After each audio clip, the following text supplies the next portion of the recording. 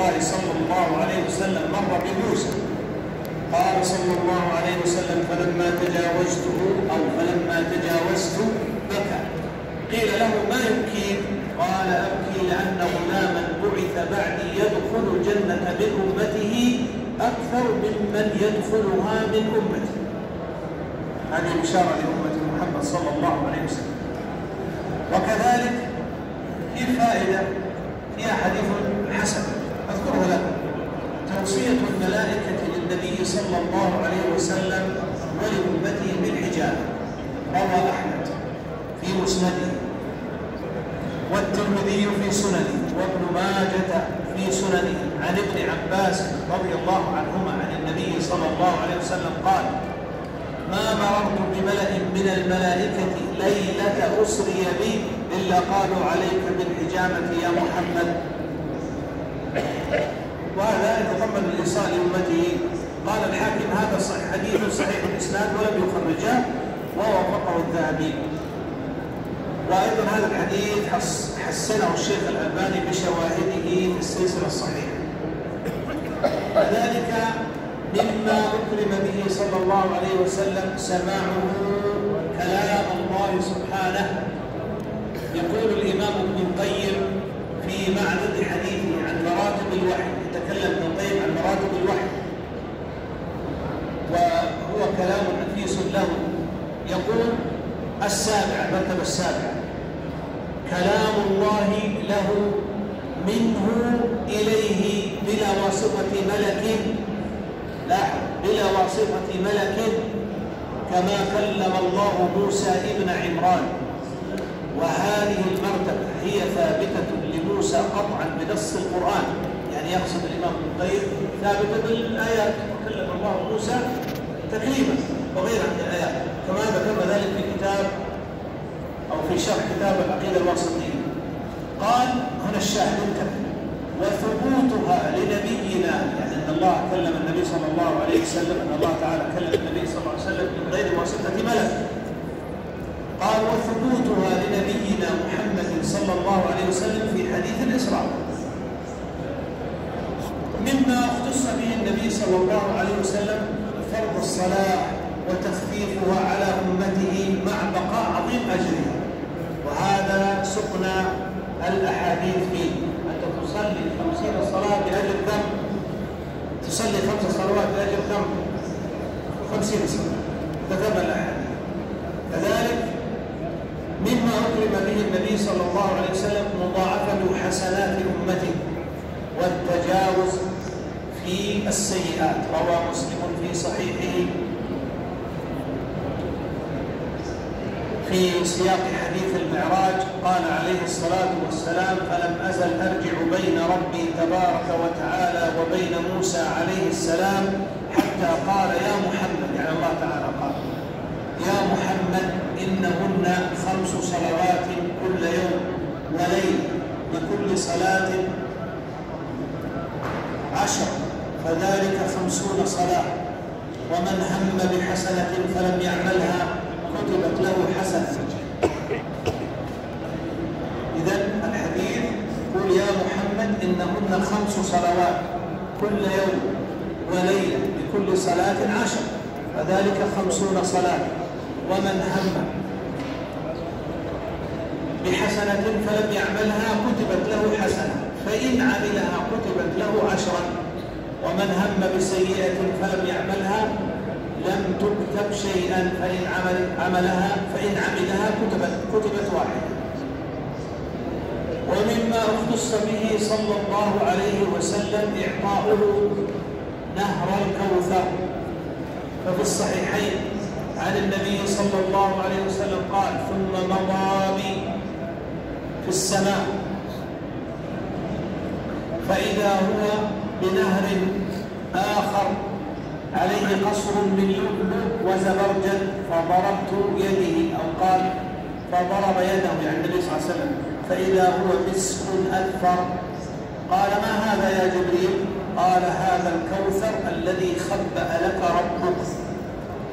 وفي صحيح البخاري عن عائشة رضي الله تعالى عنها في قوله تعالى: إنا أعطيناك الكوثر، قالت: نهر أعطيه نبيكم صلى الله عليه وسلم شاطئاه عليه در مجوف آنيته كعدد النجوم. وفي صحيح البخاري عن أنس رضي الله تعالى عنه قال لما عرج بالنبي صلى الله عليه وسلم إلى السماء قال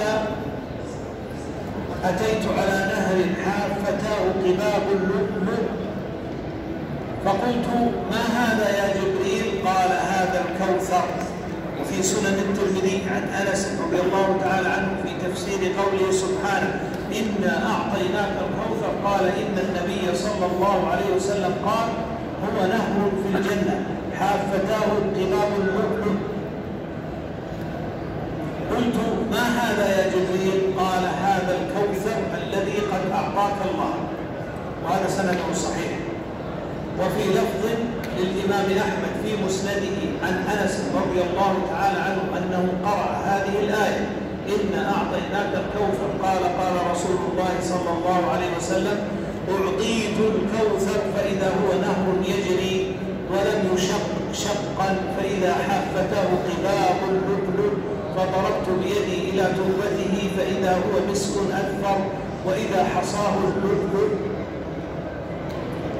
كذلك مما خص به صلى الله عليه وسلم من المعجزات رفع بيت المقدس له ليصفه للمشركين في صبيحة الإسراء لما أصبح عليه الصلاة والسلام بعد الإسراء والمعراج.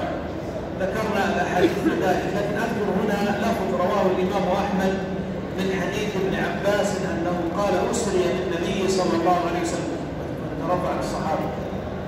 حديث ابن عباس رضي الله عنهما قال أسري بالنبي صلى الله عليه وسلم إلى بيت المقدس ثم جاء من ليلته فحدثهم بمسيره وبعلامة بيت المقدس وبعيرهم يعني ركائبهم اللي كانوا مرسلين التجارة. فقال ناس نحن نصدق محمد بما يقول فارتدوا كفارا فضرب الله أعناقهم مع أبي جهل. وهذا الحديث حكم بصحته شعيب الأرناؤوط وأما الشيخ الألباني فحسنه. وفي الصحيح عن النبي صلى الله عليه وسلم أنه قال لما كذبتني قريش حين أسري بي إلى بيت المقدس كنت في الحجر فجل الله لي بيت المقدس تأمل فطفقت أخبرهم عن آياته وأنا أنظر إليه. ومما أكرم به صلى الله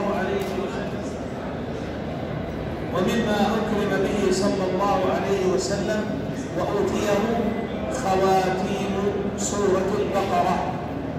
روى مسلم في صحيحه عن عبد الله بن مسعود رضي الله تعالى عنه في حديث الإسراء والمعراج قال فأعطي رسول الله صلى الله عليه وسلم ثلاثا أعطي الصلوات الخمس وأعطي خواتيم سورة البقرة وغفر لمن لم يشرك بالله من أمته شيئا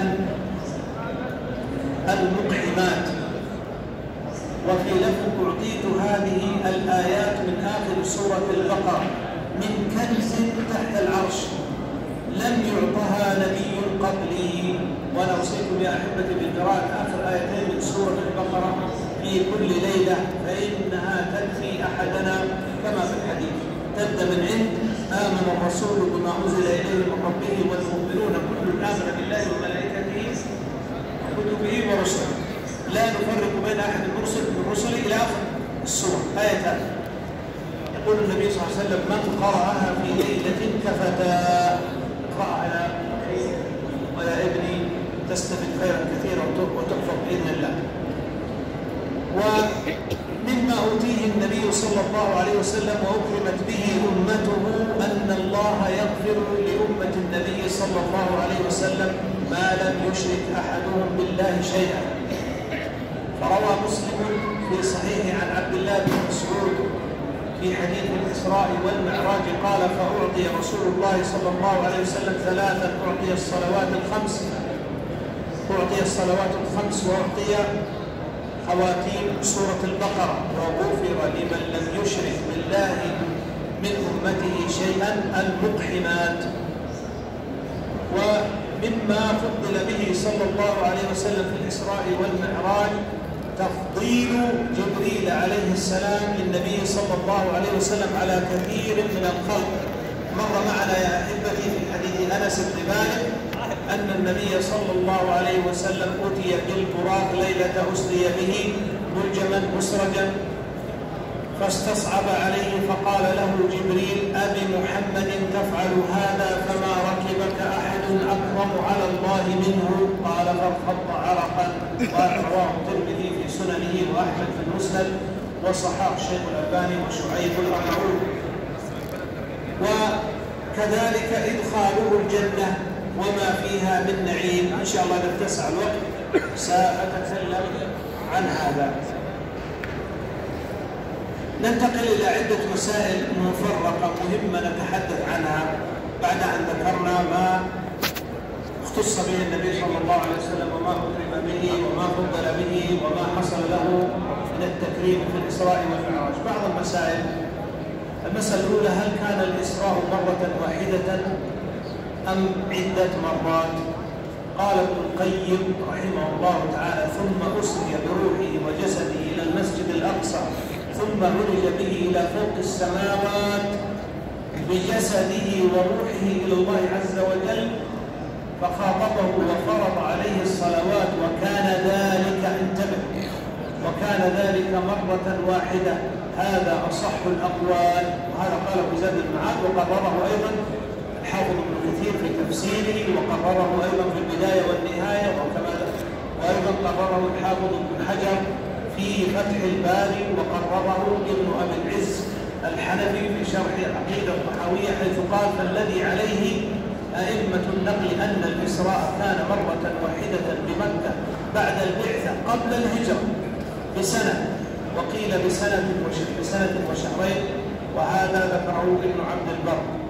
وأيضا قرره السفاريني في لوامع الأنوار البهية، حيث قال: فالصحيح المعتمد أن الإسراء والمعراج كان في ليلة واحدة، وهذا ما ذهب إليه أكثر أهل العلم من المحدثين والمفسرين والفقهاء والمتكلمين، وأنهما كانا يقظة وبالروح والجسد جميعا لا في المنام. فإذا عندنا عدة مسائل استفدناها. المسألة الأولى أن الإسراء كان بالروح والجسد. المسألة الثانية أنه كان مرة واحدة، هذا واضح. يبقى عندنا مسألة ثالثة: متى كان الإسراء والمعراج؟ ذكر ابن عساكر أن وقت الإسراء والمعراج كان في أوائل البعثة، واختار ابن جرير صاحب التفسير أنها هذه الحادثة في أول السنة التي أكرم الله فيها النبي صلى الله عليه وسلم بالنبوة، وقيل وقعت قبل الهجرة ب5 سنوات، وهذا اختاره القرطبي والنووي. لكن القولان ضعيفان، لأن خديجة أمنا رضي الله تعالى عنها توفيت في رمضان سنة 10 من النبوة. سنة كم؟ 10 من النبوة، يعني عد بعثة النبي صلى الله عليه وسلم السنة 10 من تلك السنين ماتت خديجة أمنا رضي الله عنها أمهات المؤمنين جميعا. وكانت وفاة خديجة قبل الإسراء والمعراج.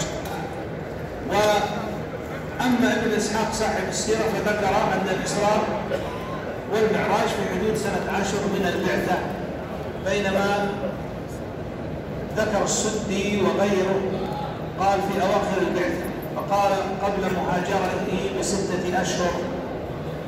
ثم اختلفوا في الشهر الذي حدث فيه الإسراء والمعراج، عدة أقوال. قيل في رجب، متى حدث الإسراء والمعراج من حيث الشهور؟ قيل في رجب، وقيل في ربيع الأول، وقيل في شوال، وقيل في رمضان، وقيل في ذو القعدة. إذا اختلف العلماء حتى في الشهر، واختلفوا أيضا في الليل واليوم. فإذا مسألة مهمة ما يفعله بعض الناس هذه مسألة مهمة. ما يفعله بعض الناس من إحياء ليلة 27 بعبادة وذكر ونحو هذا لم يرد عن رسول الله صلى الله عليه وسلم ولا عن صحبه ولا عن التابعين ولا عن تابع التابعين، ولو كان خيرا لم يسبقهم المتأخرون إليه. لو كان خيرا سبقنا هؤلاء إليه. وكما قال شيخ الإسلام لا يثبت كما نقل ذلك ابن القيم في زاد المعاد فراجعوه، لا يثبت عنه صلى الله عليه وسلم إحياء تلك الليلة لا بذكر ولا بصلاة ولا بدعاء. ثم شيخ الإسلام ناقش مسألة مهمة. العلماء ليسوا متفقين على السنة التي حصل فيها الإسراء والمعراج، هم متفقون أن الإسراء قبل الهجرة ومن بعد السنة العاشرة من بعد موت خديجة رضي الله تعالى عنها، لكنه قبل الهجرة. ومختلفون في الشهر، وقيل ربيع الأول وقيل رجب وقيل رمضان وقيل شوال وقيل ذو القعدة، وكل هذه الأقوال ذكرها ابن حجر والقرطبي والقاضي عياض وغيره.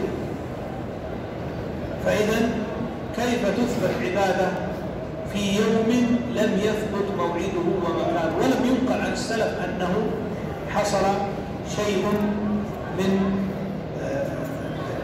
عبادة يعني في هذه المناسبة أو بهذه المناسبة. إذا اختلف العلماء في اليوم الذي حدث فيه، قيل يوم الجمعة وقيل يوم السبت وقيل يوم الاثنين، اختاره ابن دحية الكلبي. ونقل ابن القيم عن شيخ الإسلام ابن تيمية أنه قال لم يكن دليل معلوم لا على شهر الإسراء ولا على عين الليلة، بل النقول في ذلك منقطعة مختلفة ليس فيها ما يقطع به، ولا شرع للمسلمين تخصيص الليلة التي يظن أنها ليلة الإسراء بقيام ولا غيره. هذا ذكره ابن القيم في زاد المعاد. وأيضا ابن حجر رحمه الله تعالى ذكر الخلاف في الليلة والشهر والسنة، وبسط القول في ذلك، كذلك القرطبي وكذلك القاضي عياض وغيرهم. وأيضا النووي ذكر الخلاف. فإذا حتى نتكلم باختصار، الاختلاف في التاريخ في السنة أين كان؟ هل هو في أنه قبل الهجرة ولا بعدها؟ لا، هو الإسراء والمعراج قبل الهجرة بعد موت خديجة، يعني السنة العاشرة من البعث، بعد السنة العاشرة. كم قبل الهجرة؟ سنة ونصف، شهور، 5 سنين، سنة ونحو ذلك. هذا الذي فيه الخلاف. ثم اختلفوا في الشهر كما قلنا، أي شهر؟ ثم اختلفوا في اليوم. هذا أمر. الأمر الثاني لم يثبت أي نوع عبادة في ليلة الإسراء والمعراج. فإذا المسلم يلتزم بما كان عليه سلف الأمة ويدعو إلى الله تعالى بحكمة. إذا أراد أن ينكر على أناس ينكر بحكمة، حيث لا يكون في مشكلة، يعرف ما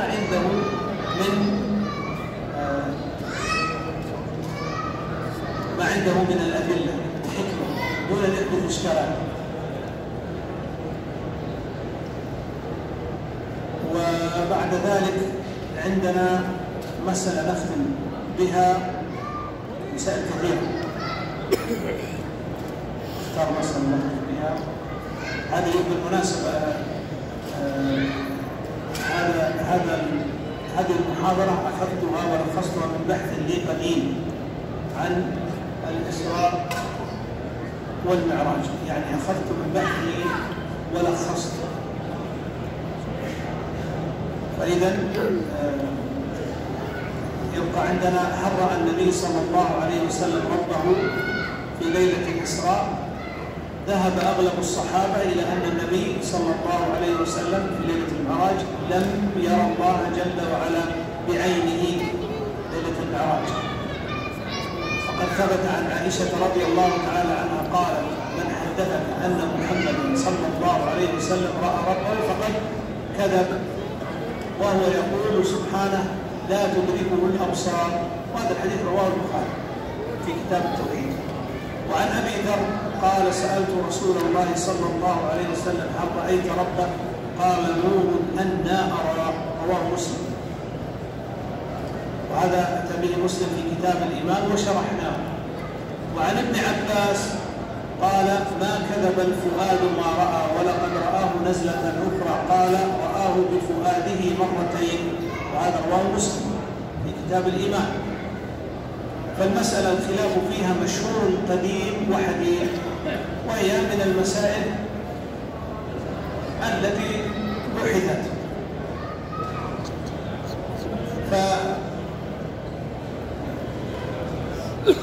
فالمسألة هذه بحثت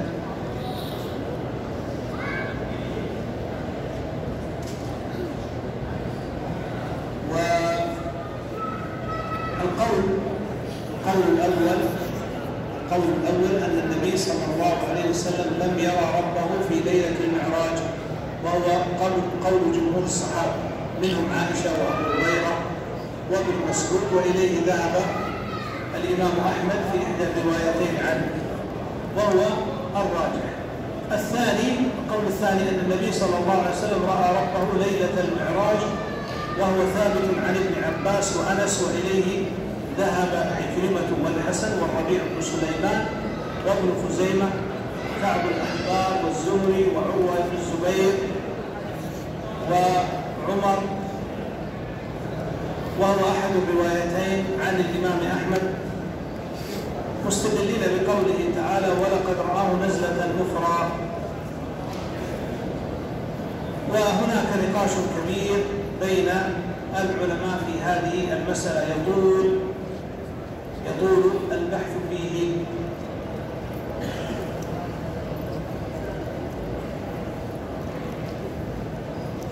يقول ابن القيم رحمه الله تعالى: وقد حكى عثمان بن سعيد الدارمي في كتاب الرؤيا له إجماع الصحابة على أنه صلى الله عليه وسلم لم يرى ربه ليلة المعراج، وبعضهم استثنى ابن عباس في من قال ذلك، وشيخنا يقول ليس ذلك بخلاف في الحقيقة. انتبه لهذا الجمع، فإن ابن عباس لم يقل رآه بعينه، يعني بعيني رأسه، هذا جمع شيخ الإسلام ابن تيمية، وعليه اعتمد أحمد في إحدى الروايتين حيث قال إنه رآه عز وجل ولم يقل بعيني رأسه. واضح معكم؟ ولفظ أحمد لفظ ابن عباس رضي الله تعالى عنهما، ويدل على صحة ما قال شيخنا في معنى حديث أبي ذر رضي الله تعالى عنه قوله في الحديث الآخر: حجابه النور. فهذا النور هو والله أعلم النور المذكور في حديث أبي ذر رضي الله تعالى عنه: رأيت نورا. هذا ذكره الإمام ابن القيم في اجتماع الجيوش الإسلامية. إذا انتهينا من هذه المسألة، وهذا جمع شيخ الإسلام هو الحسن والذي رجحته. هذا ما تيسر أن نلقيه إليكم، وإن شاء الله بكم غدا بموعدنا في مواصلة درس شرح صحيح الإمام مسلم. ما زلنا في كتاب الصلاة، وغدا معنا إن شاء الله باب جديد فيما يتعلق بأحكام الفاتحة، أحكام قراءتها في الصلاة. اللهم تقبل منا هذا المجلس وانفعنا به وزدنا به فقها في الدين، واجعلنا به مع رسولك صلى الله عليه وسلم في الفردوس الأعلى من الجنة يا رب العالمين. اللهم اغفر لنا ولوالدينا، واصلح لنا زوجاتنا وذرياتنا. اللهم من كان مريضا فاشفه وعافه، ومن كان له مريض فاشف وعافي مريضه يا رب العالمين. اصلح للمسلمين جميعا شؤونهم ويسر امورهم، ومن كان ذا مصاب فاجبر مصابه. وفق ولاة امورنا لما تحبه وترضاه. اللهم واحفظ بلادنا وبلاد المسلمين من كل سوء ومكروه. وصلى الله وسلم وبارك على عبده ورسوله محمد وآله وصحبه.